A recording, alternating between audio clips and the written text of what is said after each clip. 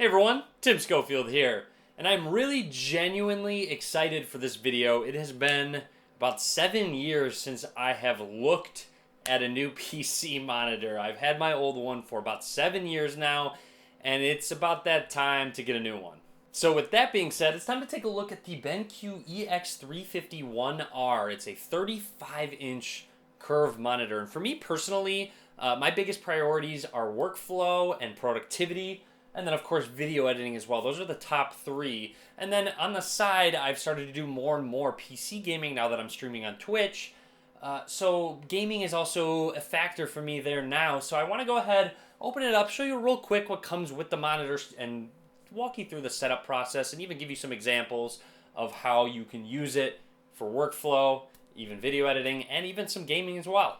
Oh, and also, as a very quick side note, BenQ is hooking it up with a discount code for you guys on Amazon. Very easy to remember. You take the model number, EX351R, and just add a 15 in front of it. 15% off the BenQ EX351R on Amazon. Link down below. So we've gone mobile for this part of the video just because this box is so large. So opening it up for the first time. Inside you have some software, quick start guide, basic installation guide. You have a few different cables right here. The first one being an HDMI cable, very basic as you can see. You have a DisplayPort cable right there. And then my favorite one, USB Type-C to USB Type-C, which is great to see, no pun intended.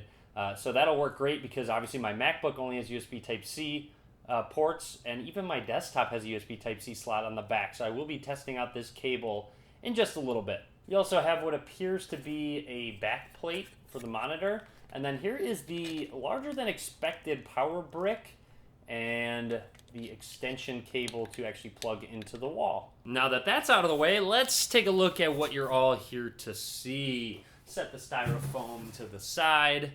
And here is that monitor. I'm gonna go ahead and slowly and carefully take off this packaging. All right, so we're back in the office. Figured I'd do a bit of a dramatic reveal for the monitor with the packaging on it. So here we go.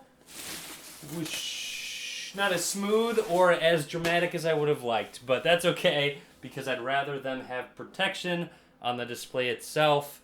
It has some tape on it. I'm gonna have to peel all of this off. Okay, now for what should be a bit of a better reveal.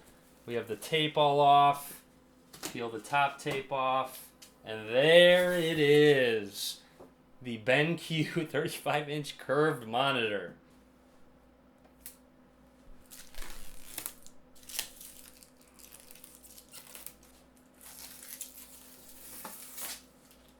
Here's a look at the back, which you probably won't see much of. It says BenQ curved monitor. Oh, and it looks like we've got one more piece of plastic right there. Let's peel that off where it says BenQ.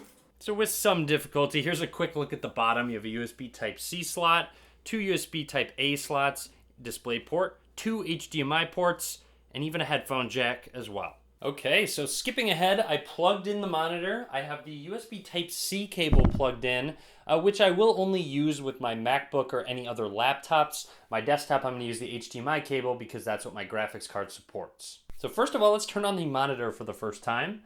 Go ahead and press the button. There's a bunch of menu buttons right there, but here we go.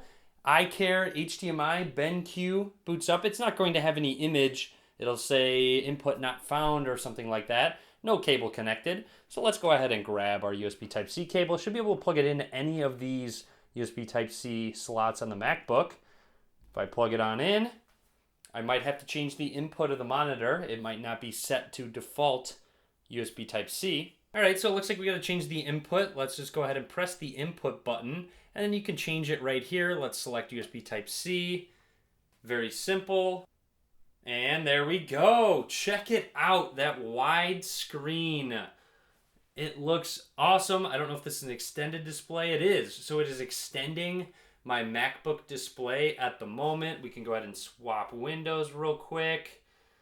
This is crazy. This looks really good right out of the box. You can make a bunch of different tweaks to it, but right now I want to go ahead and plug it into my desktop now that I just showed that the USB Type-C will work. And when you do use USB Type-C, it acts as a hub. So you can go ahead and start using those USB slots in the back of the monitor. All right, next up is the desktop. Get it all booted up. I just need to change the input to the HDMI 1 slot, which I've plugged in, and then it should auto detect, and there we have it. My desktop is all set up and good to go. Got some applications loaded up, and check out that wide screen. Let's get a close look. The bottom chin's where the biggest bezel is, however the side and top bezels are very minimal, making for a very slick look. Let's just go ahead and pan over and just check out those bezels all the way to the right. And then down at the bottom here is where all of those buttons lay, where you can customize specific settings, change inputs, and power. And to give you a quick look at some of those menu settings, we can go ahead and go into them. You'll see display, picture, where you can change brightness, contrast, gamma, color temperature. You just have a ton of different options that you can really customize it to your liking. You see picture mode, color vibrance, low blue light, super resolution. Go ahead and play around with these. I know I'm going to, just to find your sweet spot. Some audio settings, and then of course your system settings. Very noteworthy setting this BenQ monitor has is the Brightness Intelligence Plus, the BI Plus, which BenQ has added, and it adjusts your brightness and color temperature according to not only the ambient light in your room, but also the display content on the monitor. Very similar to iPhone's Night Shift and True Tone technology, which should really help reduce eye strain, especially if you look at monitors for a long period of time, which I do, so that should help me. And of course, it will help enhance your HDR experience. Now, if we go into Windows and go to display settings themselves, you'll notice HDR and advanced color pop up, where you can go into those settings because this monitor actually does have HDR capabilities. Resolution 3440 by 1440, so that 1440p resolution. We can go into the adapter with my GTX 1070, where the monitor is there. You can change your screen refresh rate from 60 Hertz to 100 Hertz if you would like to, which I'm going to do right there. And I'm going to go ahead and keep those changes, hit OK. That would also be a good time to install those drivers, so I'd go ahead and recommend going to the BenQ website and download the latest ones for your monitor. So now to give you an idea of how much this is really going to benefit me, just take a look at my video editor. This is Cyberlink Power Director, and it goes all the way from 0 minutes on the left side all the way up to 12 minutes and 30 seconds. So that's higher than the average duration of most of my videos, so I don't need to go ahead and scroll back and forth to the beginning to the end on my video editing timeline. I can just do it all at once without having to scroll back and forth, or I can actually go ahead and minimize my video editor, maybe throw it to the side here, maybe bring up a Chrome browser and have that going on the left side, and I still have 6 minutes to work with on my timeline here. Just another example of how much space you really have. Here's a look at just 3 Chrome browsers open where you can just quickly swap between all of them. Hey, we just hit 410,000 subscribers. Thank you, everyone.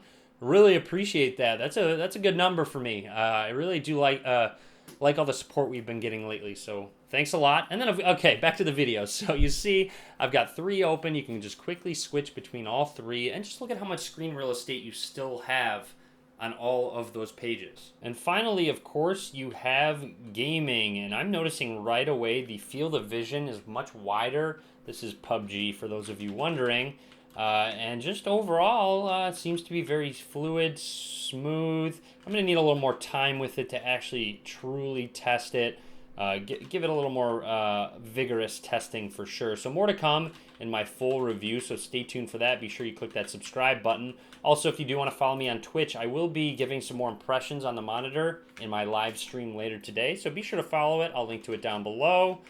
And that's about it. I hope you enjoyed this video. If you did, be sure to click that thumbs up button. Lots more to come on this BenQ monitor, so stay tuned. Follow me on various social media. All links in the description below. As always, guys, thank you very much for watching.